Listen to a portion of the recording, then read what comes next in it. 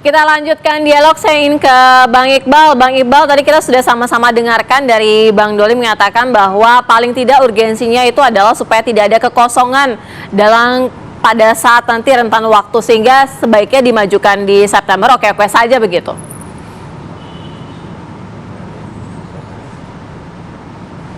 Potong. Ini atau saya nih? Bang Iqbal. Bang Iqbal. Oh ya, oke. Ya, jadi memang kami melihat kan Mahkamah Konstitusi sudah memutuskan. Ya, artinya ini perintah Mahkamah di mana Mahkamah Konstitusi mengatakan dalam amarnya bahwa bila pelaksanaan pilkada itu dimajukan, itu akan mengganggu ya penyelenggaraan pemilu secara konstitusional. Dan ini tentu saja juga siapa lagi yang akan mematuhinya kalau bukan pemerintah gitu loh. Kalau orang sudah menggugat lalu gugatan itu dibatalkan atau tidak disetujui, artinya kita harus melaksanakan apa yang sudah diperintahkan Mahkamah Konstitusi. Karena siapa lagi yang akan mempercayainya? Marwah Mahkamah itu ada di situ gitu. Jadi kami melihat bahwa bila ini digeser lagi, akan terjadi kekacauan dalam prosesnya. Karena saat ini saja partai-partai belum jelas ya untuk menentukan berapa jumlah kursinya, kan ada banyak gugatan ya di Mahkamah Konstitusi, baik itu juga di dalam internal partai. Yang kedua adalah tahapan ini sudah disosialisasikan, sehingga ini tentu saja akan membuat para calon ya, para partai politik ya memerlukan waktu untuk melakukan proses-proses lainnya.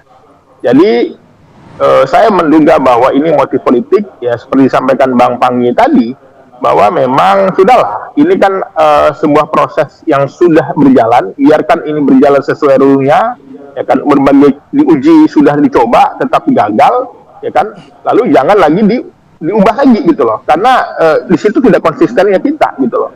Kalau memang dikatakan perubahan ini untuk kepentingan urgensi, berarti para perencana pembuatnya tidak siap, tidak mengkaji lebih dalam sebelum membuatnya gitu loh, ya. Makanya kami lagi-lagi melihat bahwa dalam pembuatan undang-undang tolonglah melibatkan masyarakat, partai politik partisipasi. Ya. Sudah banyak sekali undang-undang yang baru dibuat beberapa bulan, seperti IKN diubah lagi. Kenapa? Karena tidak dikaji lebih dalam gitu loh, tidak melibatkan partisipasi masyarakat yang luas gitu loh, termasuk dalam pilkada ini. Jadi kami PKS secara tegas mengatakan bahwa kita ikuti amar putusan dari Mahkamah Konstitusi. Pilkada serentak diselenggarakan bulan November. Ya. Oke, Bang Doli tadi pengen menambahkan Bang Doli. Ada beberapa pasal lagi atau beberapa isu lagi yang sebenarnya ada kepentingan ketika bergesernya pilkada dari November ke September. Ya nggak, makanya tadi kenapa saya harus menjelaskan secara lebih detail dan saya nggak penting supaya nggak ada salah tafsir seperti yang Pak Iqbal sampaikan itu ya. Pertama, bahwa ini undang-undang dibuat tahun 2016 yang mungkin waktu itu teman-teman PKS juga menyepakatinya. Saya nggak ikut waktu itu karena belum jadi anggota DPR. Nah, makanya karena memang kami melihat sekarang ini dan kami sudah mengajukan revisi undang-undang ini di awal periode di Komisi 2 ya. Karena kami melihat juga ya ada beberapa yang harus disempurnakan ya. Jadi tapi oke, saya kan dari awal mengatakan fraksi kami nggak ada soal lagi sekarang soal mau September kayak mau November gitu. Nah, apalagi kita sudah punya rujukan putusan Mahkamah Konstitusi, walaupun sekali lagi, kita coba lagi baca itu dari awal sampai akhir ya, bicara tentang putusan Mahkamah Konstitusi itu masih diberi kesempatan kepada pembuat undang-undang untuk melakukan revisi. Nah, tapi kami menganggap revisi itu masih penting, bukan soal mau November atau Desember lagi, September lagi gitu loh ya, tapi soal hal-hal yang lain yang tadi saya katakan itu. Kita ingin supaya ini kan pemerintahan ini berjalan berkesinambungan. Nah, yang ketiga tadi saya belum sampaikan adalah keserentakan pelantikan DPRD ya, yang sampai sekarang juga kita nggak diatur dalam undang-undang itu. Jadi kalaupun kita mau buat September atau November ya, patokannya hasil pemilu yang 2024. Nah, kemarin kita sempat debat juga. Ini berdasarkan kalau mengambil 2024 berdasarkan dari mana? Pelantikan DPRD atau hasil KPU saja gitu. Nah, selama ini yang dipakai itu kan hasil pemilu yang kemudian dilantik dari DPRD ya. Nah, yang terakhir nih, Nah, di dalam putusan itu, ya, ini juga tidak jelas soal anggota DPR atau DPRD yang terpilih apakah harus mundur atau tidak.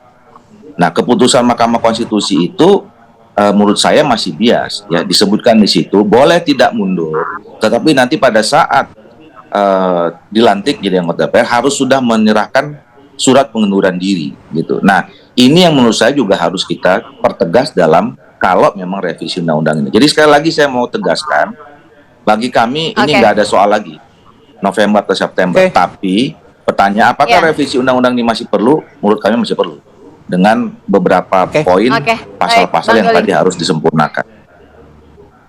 Oke, baik. Bang Panggi, singkat saja, apa untung ruginya nih? Ya, kalau sebenarnya untung rugi apa yang disampaikan Bang Doli, misal Golkar ya, mau September mau November kursinya tetap dipakai kursi 2024. Apalagi saya lihat itu sebaran kursinya Golkar itu kan bisa bahkan mungkin beberapa daerah bisa mengusung kepala daerah sendiri gitu. Karena walaupun PDIP pemenang pemilu misalnya, tapi kan kursinya banyak terpusat di Jakarta ya, di Jawa Tengah, Jawa Timur dan di Jawa lah. Tapi kalau Golkar kan relatively kursinya menyebar. Jadi makanya kebersamaan kepentingan masih dapat. Yang kedua adalah saya berharap mudah-mudahan itu tidak terjadi. Maka saya berprasangka baik saja bahwa revisi undang-undang ataupun Perpu tidak hanya untuk kepentingan untuk mendesain dinasti politik, untuk kepentingan satu atau dua orang.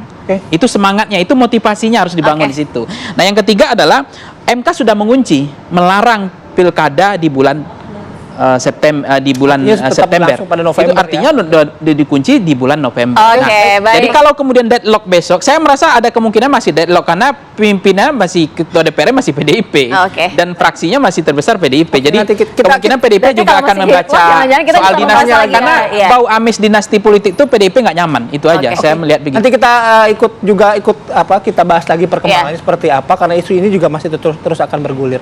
Bang Doli, terima kasih. Bang Iqbal, terima kasih. Bang Ipang, terima kasih atas waktunya bersama kami pagi hari ini.